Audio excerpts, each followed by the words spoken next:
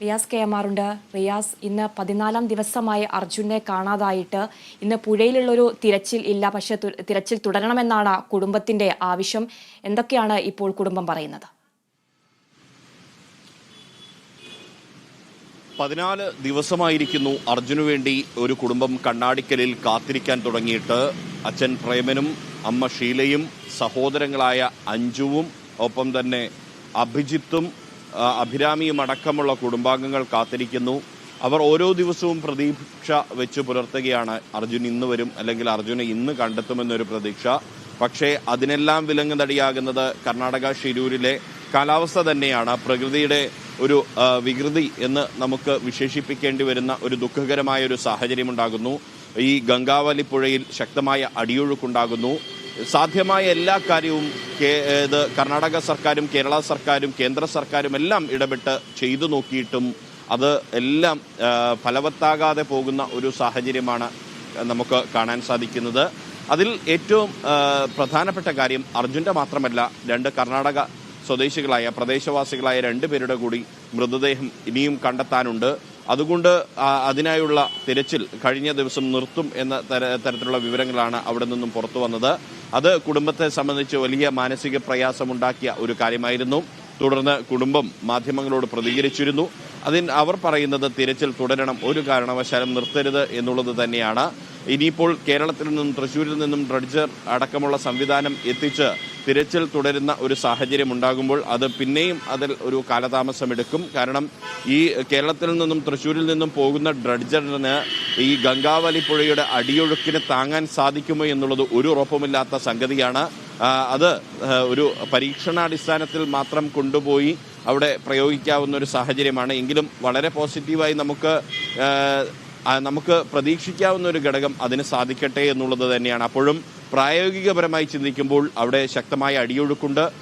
കൃത്യമായി മുങ്ങൽ വിദഗ്ധർക്ക് ഉൾപ്പെടെ മുങ്ങാൻ പറ്റാതിരുന്ന ഒരു സാഹചര്യമുണ്ട്. സൈന്യവും നേവിയും ഒക്കെ പരമാവധി ശ്രമിച്ചിട്ടും അതിന് സാധ്യമാകാതെ വന്ന ഒരു സ്ഥിതിയുണ്ട്.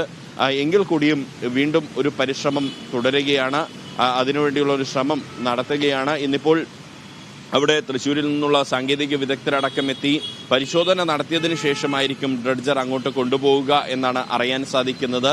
അങ്ങനെയെങ്കിൽ ഡ്രഡ്ജർ എത്തുന്നത് വീണ്ടും വൈകുന്ന ഒരു സാഹചര്യം ഉണ്ടാകരുത് എന്നുള്ളത് കൂടി കുടുംബത്തിൻ്റെ ഭാഗത്തു നിന്നുള്ള ഒരു അഭ്യർത്ഥനയുണ്ട് എന്നുള്ളതാണ്. കാരണം എത്രയും പെട്ടെന്ന് തന്നെ ഈ തെരച്ചിൽ തുടർന്നുകൊണ്ട് അർജുനെ കണ്ടെത്താനുള്ള, അർജുൻ്റെ ഒപ്പം തന്നെ ഈ ലോറിയുടെ അവശിഷ്ടങ്ങൾ കണ്ടെത്താനുള്ള ശ്രമം ഉണ്ടാകണമെന്നുള്ളൊരു അഭ്യർത്ഥനയാണ് കുടുംബം വയ്ക്കുന്നത്. ഓരോ മലയാളിയും കാത്തിരിക്കുകയാണ്. കഴിഞ്ഞ 2 ആഴ്ചയോളമായി മലയാളി നിരന്തരം ചിന്തിച്ച ഒരേയൊരു ചിന്ത എന്ന് പറയുന്നത് അർജുനാണ്. അവിടെ ജാതിയോ മതമോ രാഷ്ട്രീയമോ ആരും നോക്കിയിട്ടില്ല. എല്ലാവരും കൈമൈ മറന്നുകൊണ്ട് യത്നിക്കുന്ന ഒരു കാഴ്ച നമുക്ക് കാണാൻ സാധിച്ചിട്ടുണ്ട്. കാരണം പ്രത്യേകിച്ച് നമ്മുടെ ജനപ്രതിനിധികൾ, എടുത്തു പറയേണ്ടുന്ന ജനപ്രതിനിധികൾ എന്ന് പറയുന്നത് മന്ത്രിമാരുണ്ട്. മന്ത്രിമാരായ PM മുഹമ്മദ് റിയാസും AK ശശീന്ദ്രനും അവിടെ പോയിരുന്നു.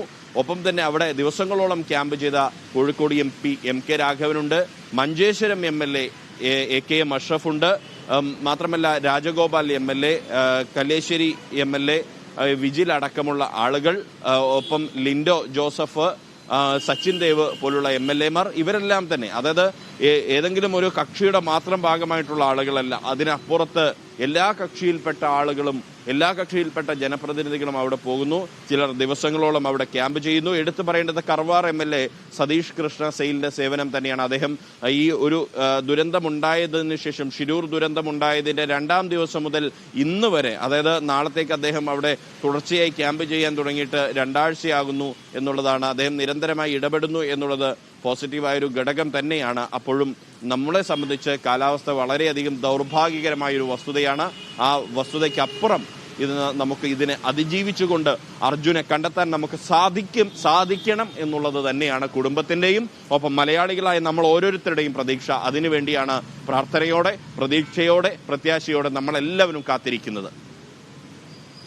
അർജുനെ കാണാതായിട്ട് 2 ആഴ്ച പിന്നിടുന്നു. ഇന്ന് പുഴയിൽ തിരച്ചിലില്ല. തൃശ്ശൂരിൽ നിന്ന് ഡ്രഡ്ജർ എത്തിക്കുന്നതിന്റെ സാധ്യതയാണ് പരിശോധിക്കുന്നത്.